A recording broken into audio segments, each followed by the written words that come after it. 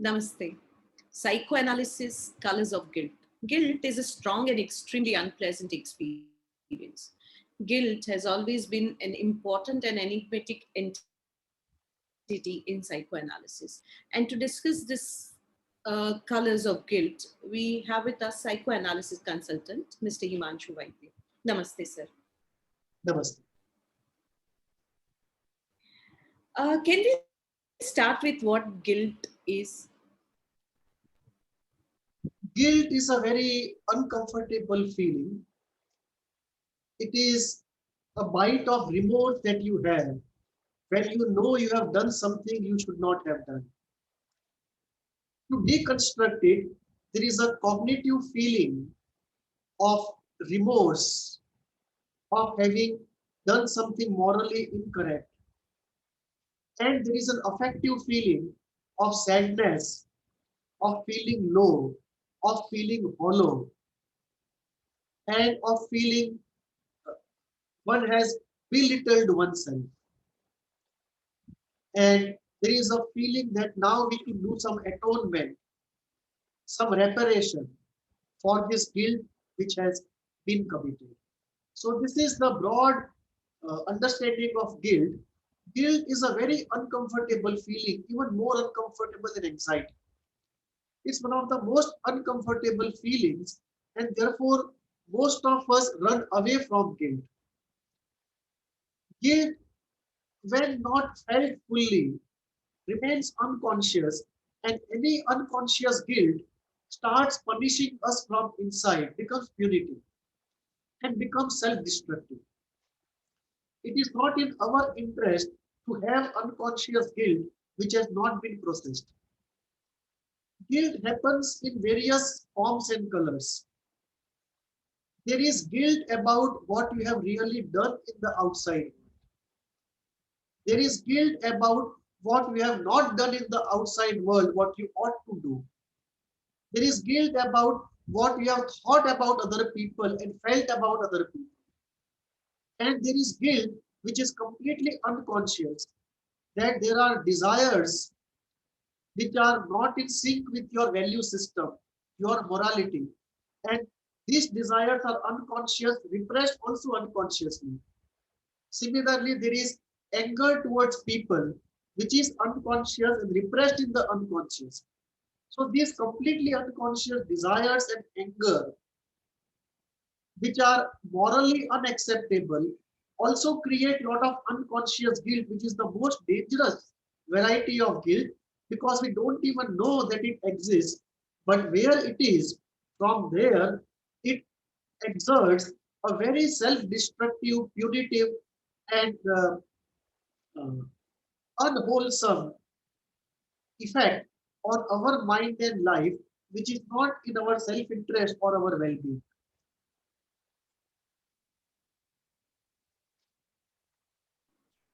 So then, how is guilt different from shame?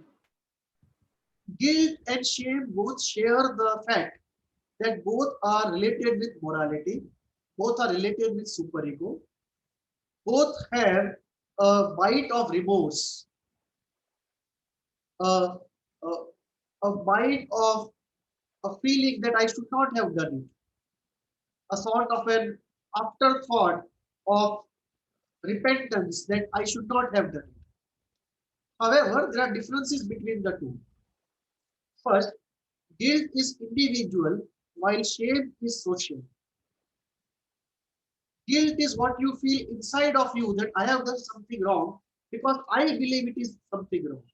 Shame is something related to people that people believe it is something wrong. So there are many elements that we don't believe are wrong, but people say they are wrong. So in those cases, when we get caught, there is shame, but there is no guilt.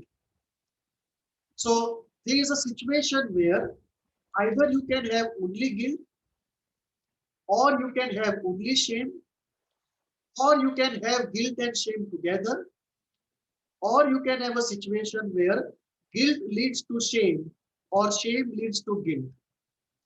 So these are the various situations. And very importantly, guilt generally is circumscribed and local, whereas shame involves the whole of personality. Like we may be guilty, but we may still feel slightly confident. But when we feel ashamed, the whole being sort of shrinks. So there is a shrinking of the whole self in shame. So guilt generally is localized. Shame is more of involving the whole of the personality. And in terms of intensity, usually guilt is more intense and destructive than shame, and more difficult to overcome than shame, except in a few cases where shame is more intense than guilt.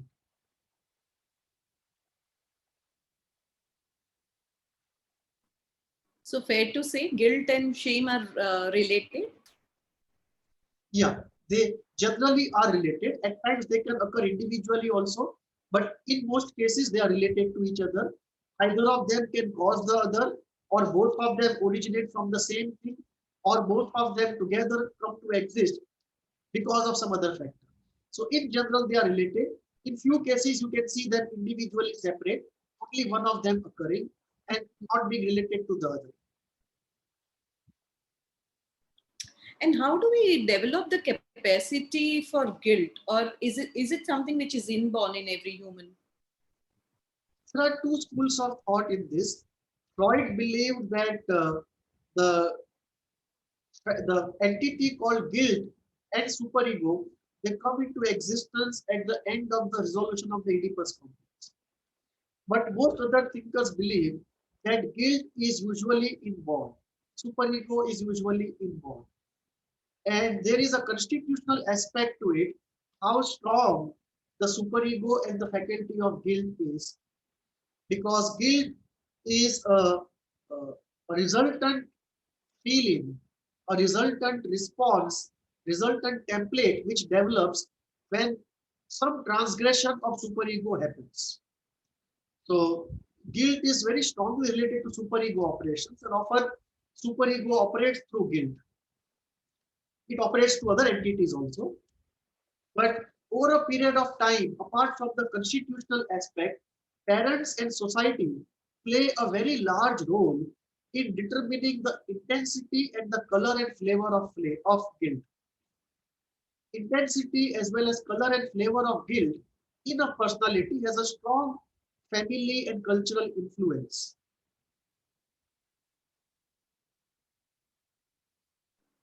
So is there a possibility of someone not having the faculty of guilt altogether? Yes, when we talk of one particular group of people called the sociopaths and psychopaths, it is said that in case of psychopaths, there is some neurological issue because of which the capacity of guilt is not developed enough or it's absent altogether. And in case of sociopath, it is successfully repressed and covered up. So there is capacity for guilt, but not the operation of guilt in actions and in thought, because the capacity is successfully repressed or disassociated. And therefore, when we look at these two uh, groups of people, the psychopaths and the sociopaths, we see virtual absence or non-operation of guilt. Uh, can guilt be developed in people with this situation? With respect to sociopaths, if you do long enough term therapy and they are uh, motivated for it, then yes. In case of psychopaths, it's a very difficult affair because we really don't know the nuts and bolts of manufacturing process of guilt and shame. So as of now, with respect to real psychopaths, we really don't have any tool to develop the faculty of guilt in them.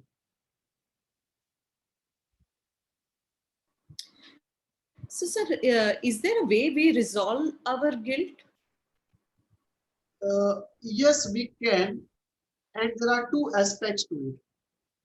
The first aspect is what to do with the guilt which is accumulated. So their catharsis is required. How to feel the guilt fully and let it go.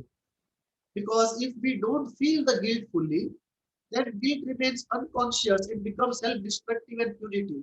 We beat ourselves, we beat up ourselves, and we deny good things of life to ourselves We consciously or unconsciously believe we don't deserve good things in life, we don't deserve success in life.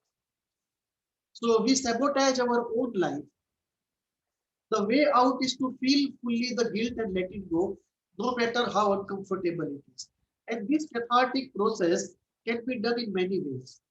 You can do it by classical psychoanalysis, you can do it by a guilt focused workshop, or you can do it by ISTDP, or you can do it by a spiritual process, or you can do it by a holistic healing process, or you can do it by homeopathy, or you can do it by pranic healing. So you can use various methods to empty out the bucket of guilt which is overflowing. That is the short term measure and the immediate thing you have to do.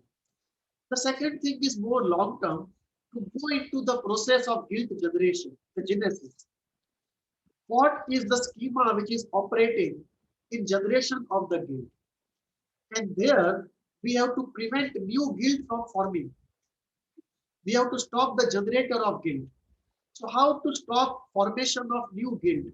And there the schema work comes in, more fundamental work comes in.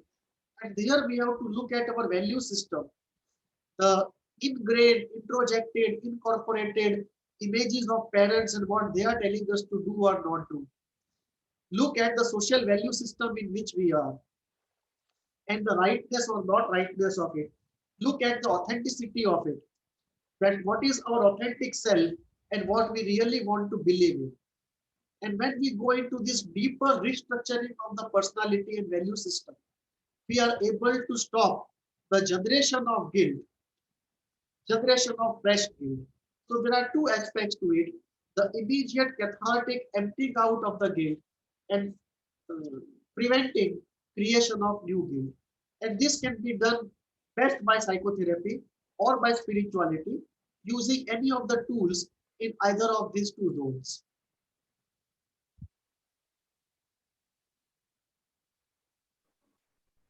And how does guilt play a part in pathology? It's a very strong component in what we call a group of pathologies called the superego pathology. And what happens there is that excessively harsh superego creates lot of guilt where none should be created. And this excessively harsh superego you see in masochistic problems, you see in many obsessive compulsive characters, you see in OCPD.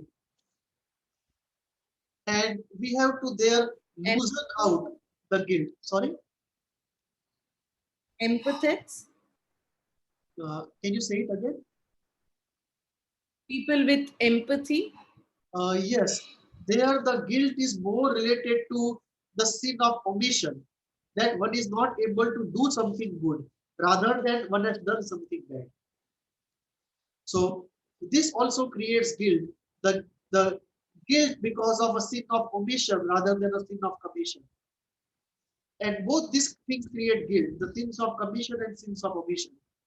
And there uh, we look at uh, the uh, the process through which the guilt is getting created. And in therapy room, it's very important to note that not only in terms of what we call superego pathology, where guilt is the main problem, but in many other chronic situations, including personality disorders and psychosomatic problems, guilt is often one of the major issues. It may not be the only issue, but definitely one of the major issues where secretly one believes that one deserves to suffer and one does not deserve to get healed and be free from the problems. And this may be because of sins of omission or sins of commission occurring at conscious or unconscious levels.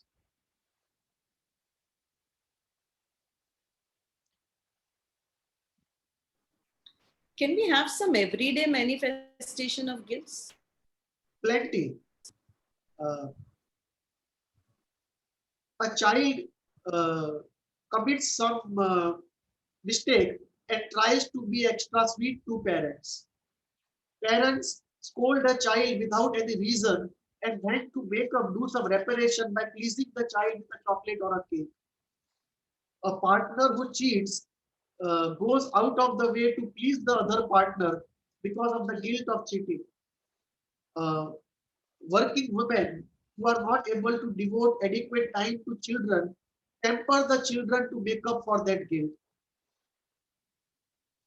uh, Not having taken care of the parents, uh, and after the parents are dead, one has lot of guilt and one may punish oneself for not having done adequately for the parents. So there is a range of guilt phenomena, and the most difficult is the unconscious guilt, that because of rage towards the parents, torturers and murderers, there is unconscious guilt, and the unconscious guilt sabotages our life and indulges in self-destruction. So there is a range of phenomena where people deny pleasure to themselves, success to themselves, good things of life to themselves because of unconscious or conscious guilt.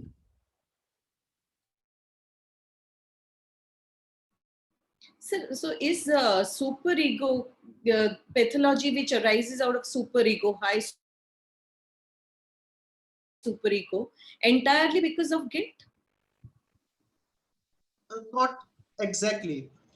Bulk of superego pathology is because of guilt, but there are other forms of superego pathology where superego is too weak, right? Which is because of inadequate strength of superego, which you see in psychopathy, sociopathy. That is a different group of pathology. And there is a separate group of superego pathology where the uh, difficulty is of not having a good value system or not being able to practice good value system, or there is a superego pathology where a latent spiritual part of oneself is not able to live out because the atmosphere is very unspiritual.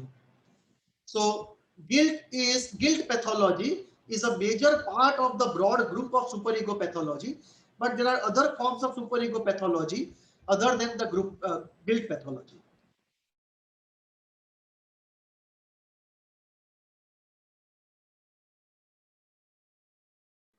So we discussed guilt is not only related to doing something bad, it is also of not doing something good. Can you elaborate on that? Yes, this is something less talked about because normally we talk about only uh, guilt related to doing something bad, but often there is guilt for not doing something good. And this is very important. For example, in India, it is very common a beggar comes to you when you are standing on the street and you feel highly uncomfortable. And that is because you feel lot of guilt that you ought to do something but you don't want to or you cannot do something, and the guilt starts coming up and you feel rage toward the beggar and you ask him in a very rude way to get away because the guilt is building up and guilt is very very uncomfortable. Similarly, there are many people who are highly spiritual, but they are not able to access their spirituality, understand their spirituality, live out their spirituality because they are surrounded by very ordinary or materially oriented surroundings. And this also creates in them a lot of unconscious guilt. So there is an operation of guilt which is absolute in nature and an operation of guilt which is relative to culture and value systems. So there is definitely a guilt because of not doing something good, often felt by sensitive and empathic people. And there is guilt which is normal guilt, which is felt by everybody when you do something bad. Unfortunately, we have not put adequate emphasis on guilt because of not being able to do something good.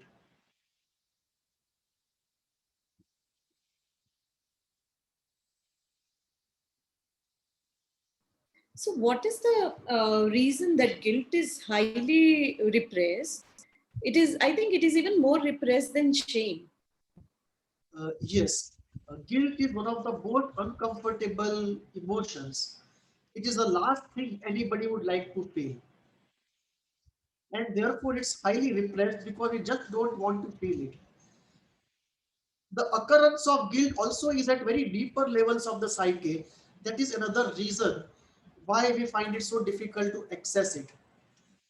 Uh, Guilt is also related with something that we detest morally, something which is so distasteful and disgusting that we feel a disgust with ourselves.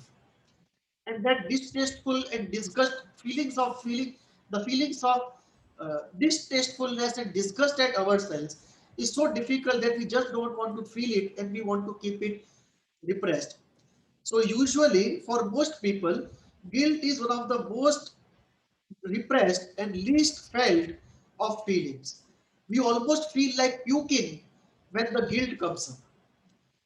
The most common bodily sensations are of nausea in the stomach and the disgust in the chest and the puking feeling. We feel it so disgusting. So there are, you can see how strong the feeling is. You actually feel it in your body, not only in your mind and heart. Now, therefore, guilt is one of the most repressed and least felt of feelings for most people. However, as an exception, for some people, shame is more repressed than guilt. For that group that Kohut is referring to in his conceptualization, that very early life, when you are trying to do your exhibitionism and you want mirroring and empathy, and it does not come, it creates a deep sense of shame. That particular form of shame is even more repressed than guilt, and in therapy it comes out much later than guilt.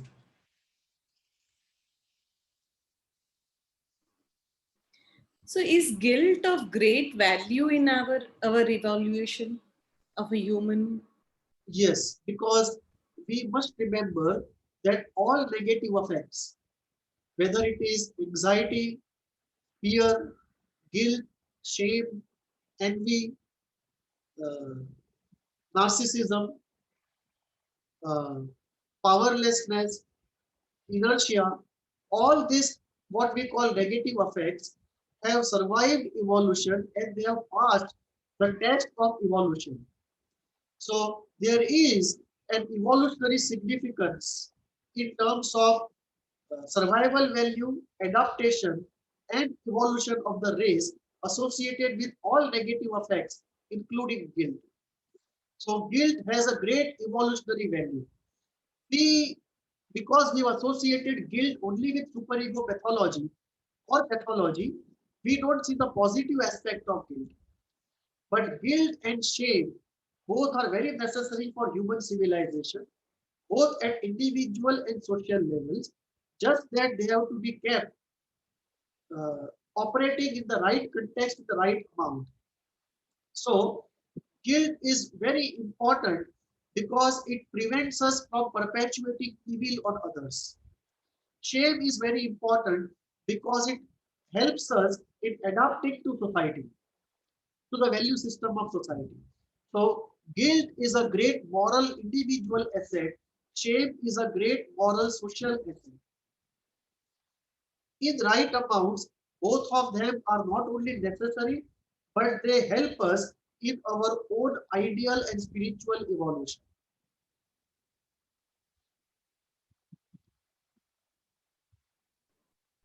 So how do we manage guilt in ourselves and others through therapy or holistic healing? It's a very important question because it goes into two parts.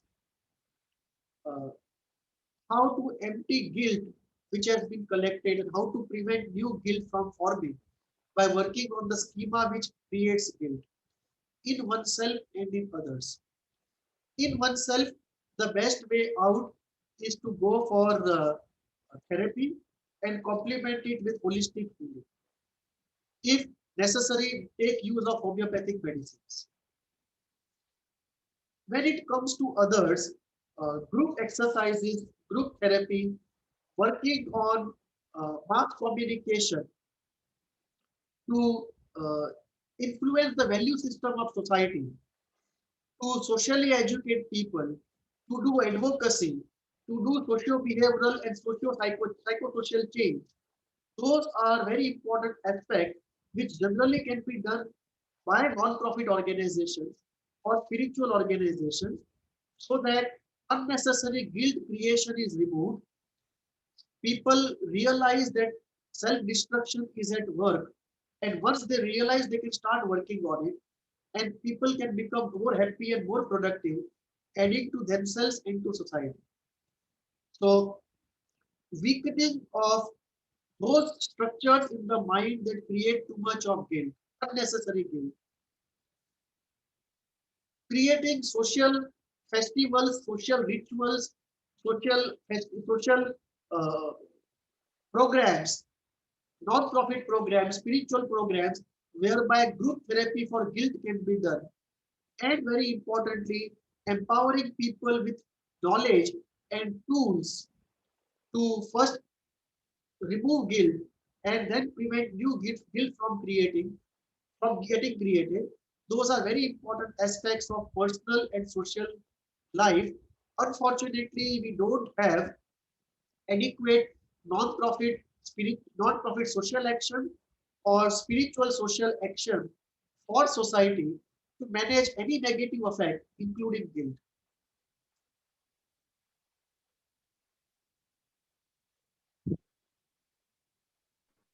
So, how does spirituality view guilt? Spirituality views guilt in a very different way than psychoanalysis.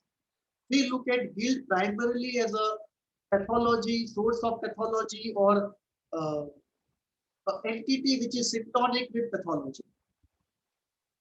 Whereas spirituality looks at guilt as a spiritual asset and a social asset, something which adds to the individuals becoming more good and following the path of ideals. Spirituality also looks at guilt in a way that one should atone sincerely for what one believes one has done wrong. So, for spirituality, atonement is very important. And at times, spirituality makes a mistake on the other side that it values guilt too much and the atonement is too strict. And too many things are pathologized that they should be creating guilt when in fact they should not be creating guilt. So, for spirituality, it is necessary as it is for psychoanalysis to come back to the optimum zone in between and not go to either of the extremes.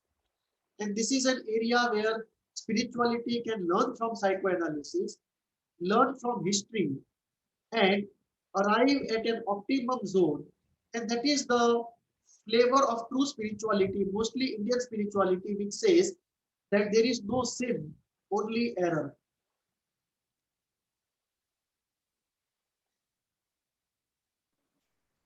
Wow, that was wonderful. So, do you feel guilt will be engaged with psychoanalysis in future? Yes, in a different way. We already are engaging with it in a major way. But in future, psychoanalysis will go into three things primarily. One, in the manufacturing process of guilt, if it is manufactured through some phenomena, if it is not completely inborn. Secondly, to go into factors which enhance or reduce guilt so that we know what levers and forces to operate in therapy. That is one. Two, to look at the positive aspect of guilt, the positive aspect of superego. And three, to create tools for use in therapy, individual therapy, for use in group therapy, and for use by individual himself in his self-work between two sessions. And these tools have to be created from within psychoanalysis and also by borrowing these tools from holistic healing and spirituality.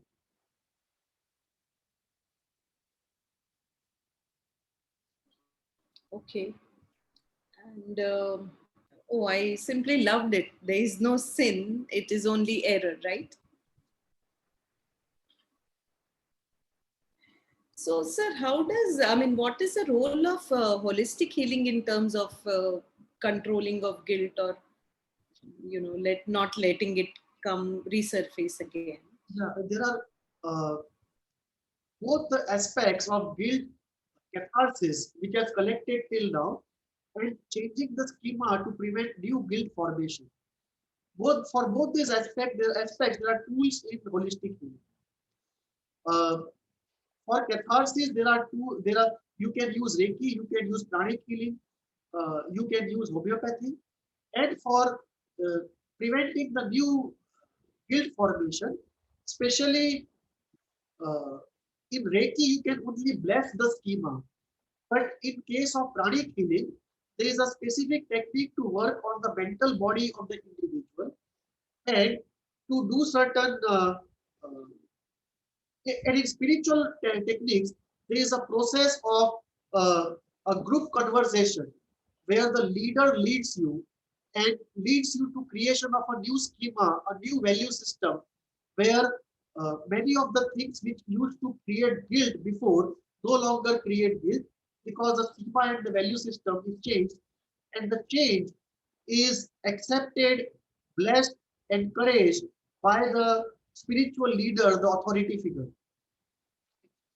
This is a very important aspect, and very importantly, when you go inwards and start examining the psychological schemas at work, and you see that they are on extremes, and you bring them back to the middle, golden middle zone, automatically the guilt formation and formation of any negative effect goes down.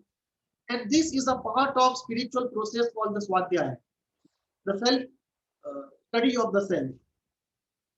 So there are plenty of tools which can be used by individual, which can be used in the group, which can be used by the teacher on an individual, which can be used by a teacher on the group, which can be used by the teacher and the group on an individual. All these possibilities are there in holistic healing and spirituality for self-development, and this includes management of it.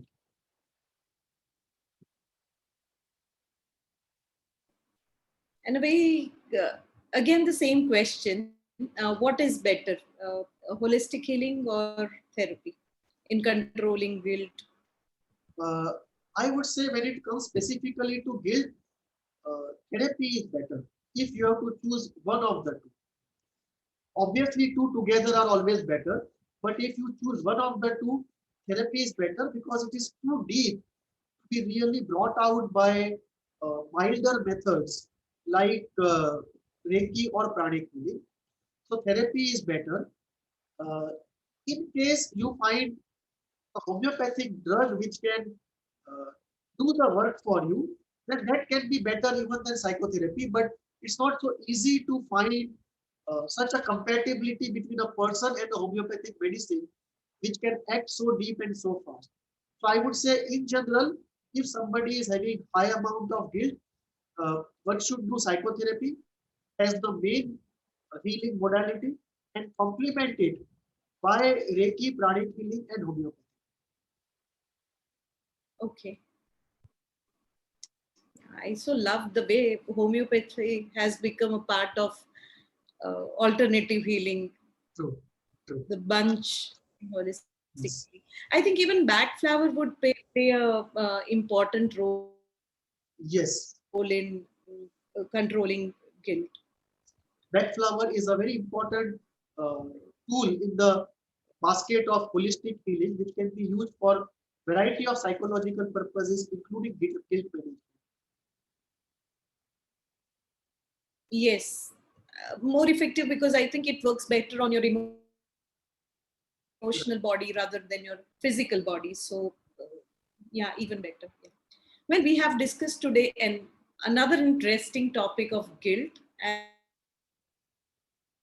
and I think we've covered almost everything that we wanted, we should cover in this topic. So, meanwhile, you do write to us at hvindia@gmail.com and keep watching our videos. Thank you. Namaste. Namaste.